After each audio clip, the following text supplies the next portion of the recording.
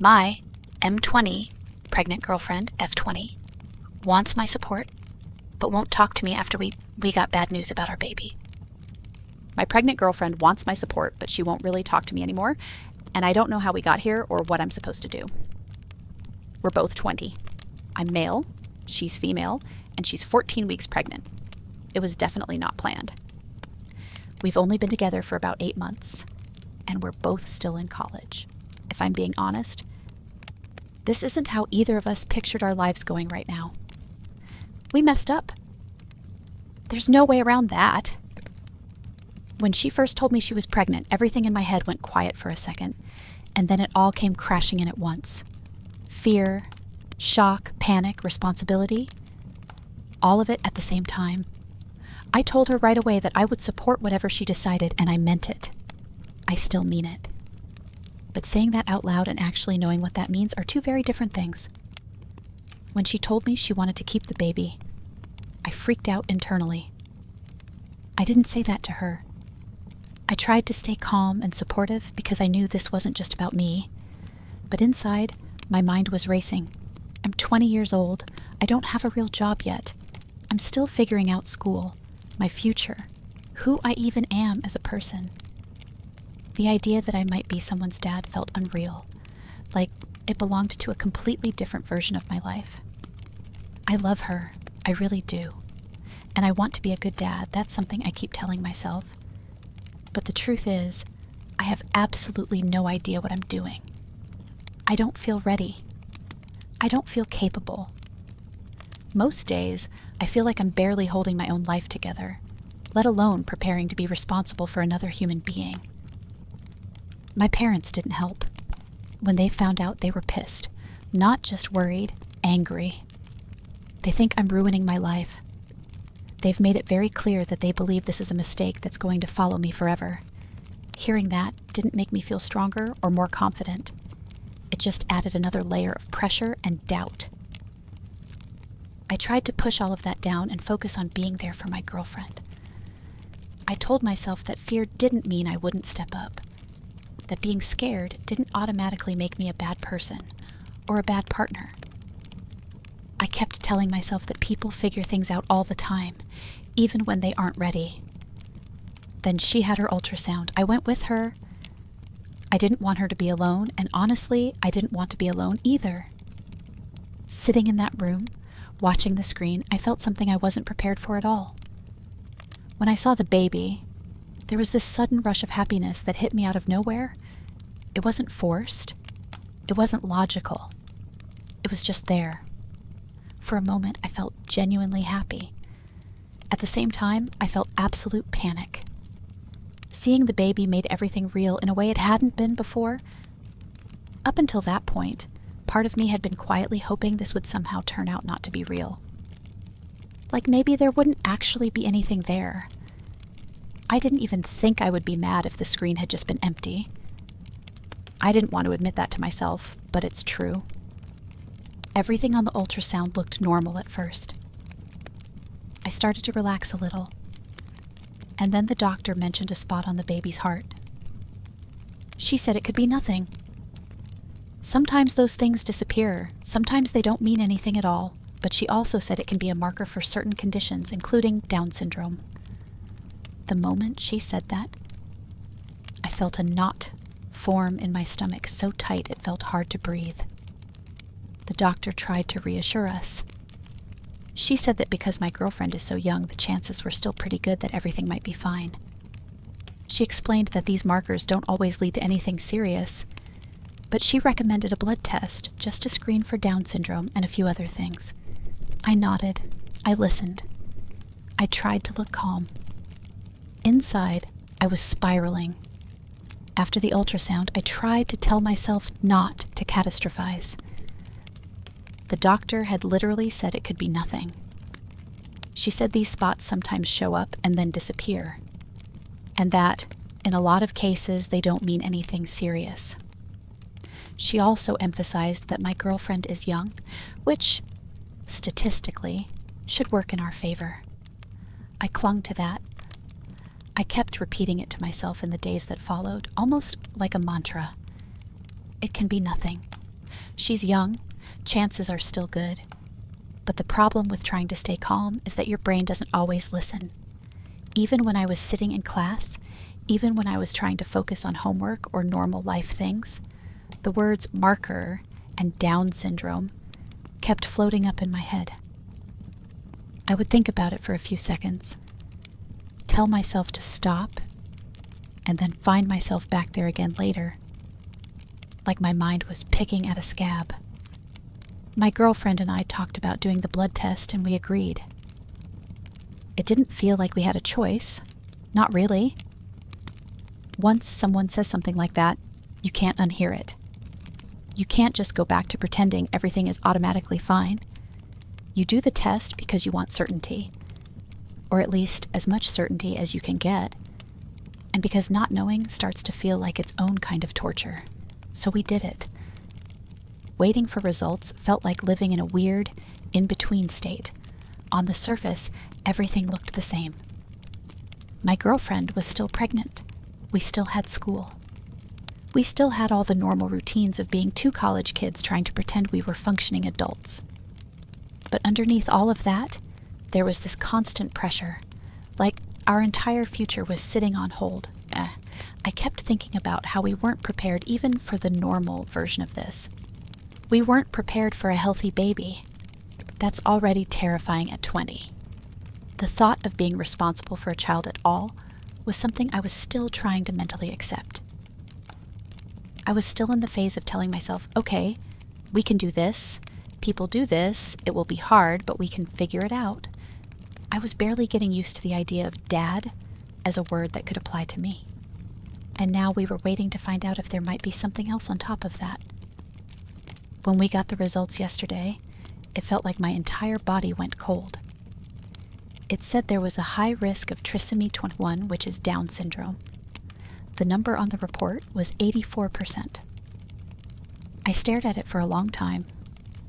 I didn't even understand what it meant at first, in a practical way. I don't really get how they calculate that percentage. I don't know if it means there's an 84% chance the baby definitely has it, or if it's more complicated than that. All I knew was that high risk and 84% were not words you want to see attached to your baby.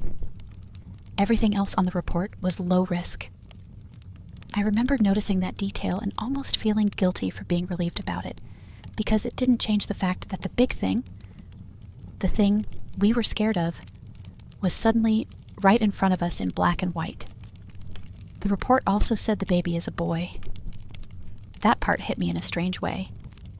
It made the baby feel more real again. Not just the baby, but a baby. A little boy, a person.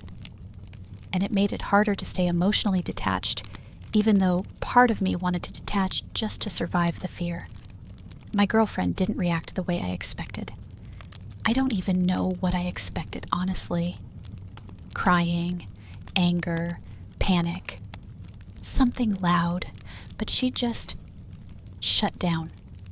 Like her brain couldn't process any more information and decided to go numb instead. She looked overwhelmed in a way that scared me, because it felt like she was suddenly unreachable. There's another test we can do that can pretty much confirm one way or another. I know that. She knows that. But she doesn't know if she wants to do it yet. And I can't blame her. It has barely been 12 hours since we found out. 12 hours isn't enough time to mentally absorb something like this, let alone decide what to do next. She basically said she didn't want to talk about it anymore. And I'm trying to respect that. I really am. But I also feel like I'm drowning. I was already terrified about having a baby at all, and now it feels like the ground shifted underneath us. We are not prepared for a perfectly healthy kid. We don't have money. We don't have stability. We don't have our lives figured out. We're still in college. And now I'm reading that Down syndrome isn't just developmental delays. It can come with heart problems. It can mean lifelong health issues. It can mean surgeries, constant medical appointments, complicated care, things we can't even afford to imagine. Every time I try to picture what our life could look like, my brain immediately jumps to worst-case scenarios. and I don't even know what I feel because my feelings are all over the place. Part of me wants to be strong and supportive no matter what. Part of me feels protective, like this is our baby, we will love him, we will do whatever we have to do. And then another part of me is terrified out of my mind and wondering how we're ever going to handle this without falling apart. It just feels impossible. I keep thinking that I'm not prepared to handle any of this, that I shouldn't even be allowed to be responsible for another person yet. I feel like I can barely be responsible for myself sometimes. The idea that I could be responsible for a child, potentially a child with special needs and health issues, makes me feel like I'm about to fail before I even start. And the worst part is, I can't tell my girlfriend any of this because she's shut down. I don't want to dump my panic on her when she's already overwhelmed. I don't want to make her feel more alone or more scared. But I also feel alone in my own fear, like I'm carrying it silently because there's nowhere safe to put it. After we got the results, something between us changed in a way I wasn't prepared for. It wasn't sudden or dramatic. There was no argument, no big emotional explosion. It was quieter than that, which somehow made it harder to deal with. My girlfriend didn't lash out or accuse me of anything. She didn't cry in front of me or ask for reassurance. She just pulled inward. At first, I told myself she just needed time. It had barely been 12 hours since we found out. Of course she was overwhelmed. Of course she didn't want to talk yet. I understood that logically, and I tried to be patient. I didn't push her to make decisions or talk through every scenario. I told her I was there whenever she wanted to talk, and then I tried to give her space. But as the hours turned into days, the distance started to feel heavier. She barely talks to me now unless it's about something practical. Things like appointments, schedules, or school-related stuff. Conversations that can stay surface level and controlled. If I ask how she's feeling, she either says she doesn't want to talk about it or changes the subject entirely. Sometimes she just shrugs, like she doesn't even have the words. She's spending a lot more time alone. She'll sit on her phone for hours, scrolling or watching videos with headphones in. When we're in the same room, it feels like there's this invisible wall between us. We're physically close, but emotionally somewhere very far apart. I've tried just being there without talking, sitting next to her, checking in quietly, offering comfort without asking questions. But even that feels complicated now. When I try to be physically present, she seems distant and uncomfortable, almost like she doesn't want me around. That part hurts more than I want to admit. I don't think she's doing it on purpose. I don't think she's trying to punish me or push me away to be cruel. It feels more like she's protecting herself in whatever way she can. Like shutting down is the only way she knows how to survive the weight of what's happening. But from where I'm standing, it feels like I've suddenly become unnecessary. What's confusing is that she still expects me to be supportive. She hasn't said that directly, but I can feel it. There's an expectation that I'll show up, stay calm, stay steady, and not make things harder for her. I want to do that. I really do. The problem is, I don't know what support looks like when there's no communication at all. I feel like I'm constantly guessing. If I ask questions, I worry I'm pushing too hard. If I don't ask questions, I worry I'm being distant or uncaring. If I give her space, I worry she'll feel abandoned. If I stay close, I worry I'm overwhelming her. It feels like I'm walking on eggshells all the time. At the same time, I'm dealing with my own fear, mostly on my own. I don't talk to her about it because she's already carrying so much. I don't want to add to her stress. I don't want to be the reason she feels worse. But that doesn't make the fear go away. I'm panicking internally about things I never thought I'd have to think about at 20. Money?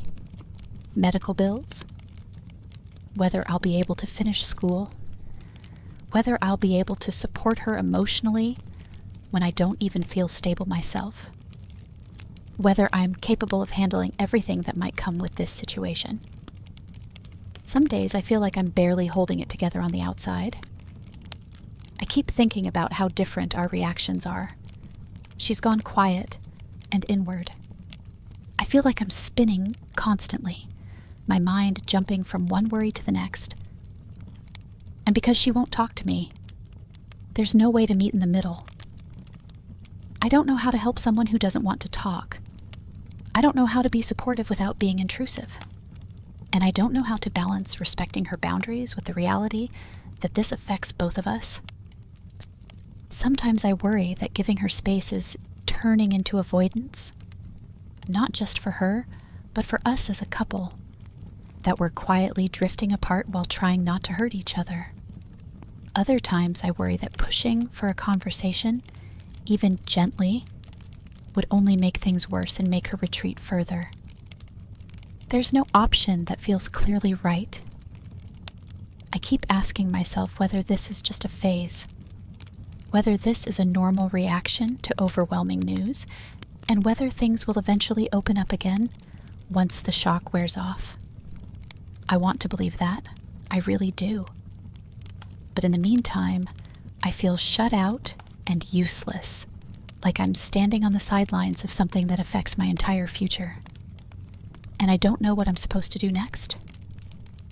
At this point, I don't even know what the right thing to do looks like anymore. Every option feels wrong in a different way. If I give her space, I feel like I'm slowly disappearing from her life at a moment when we're supposed to be facing something huge together. It feels like I'm quietly stepping back while everything about our future is being decided in silence. I tell myself that she needs time, that she's overwhelmed, that this is her way of coping. But there's this constant fear underneath it all that the distance won't just close on its own. If I push for a real conversation, I'm scared I'll make things worse. I'm scared she'll feel pressured, cornered, or unsupported. I don't want to be another source of stress when she's already carrying so much, emotionally and physically. The last thing I want is for her to associate me with more pain or fear. So I stay stuck in this middle ground, doing nothing and everything at the same time. I tell her I'm here. I remind her that she doesn't have to go through this alone. I try to show support through actions instead of words, being available, helping with practical things, staying present even when it feels awkward. But without communication, all of it feels fragile, like I could misstep at any moment. There's also this part of me that feels selfish for even struggling with this. She's the one who's pregnant. She's the one whose body is changing, who's carrying the physical weight of all of this. She's the one who will ultimately have to make decisions about further testing, about what comes next. Compared to that, my fear feels secondary, less important, something I should be able to manage on my own. And yet, I can't ignore it. I'm scared in a way I've never been scared before. Not just scared of the diagnosis, but scared of myself. Scared that I won't be enough. Scared that I'll fail her. Scared that I'll fail our child.